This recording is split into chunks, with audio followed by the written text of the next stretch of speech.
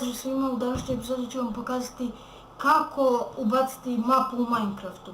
Prvo što mi je potrebno je mapa, evo ja sam već skinuo, link od mape će biti u deskripciji. Tako, dalje, kopirate mapu,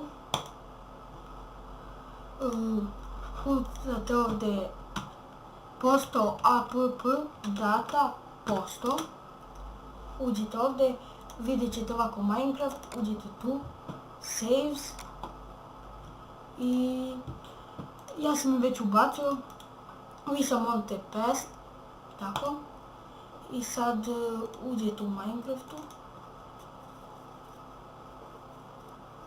i mapa će vam biti tamo, sad ćete vidjeti.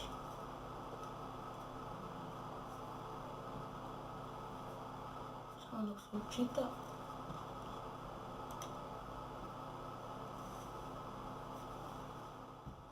Tako.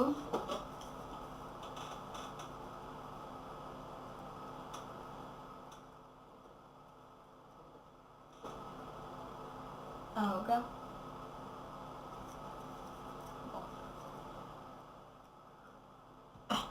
Samostalna igra, evo je mapa. Tako, evo je mapa. I to je to što se tiče ovog klipa. Hvala vam što ste gledali.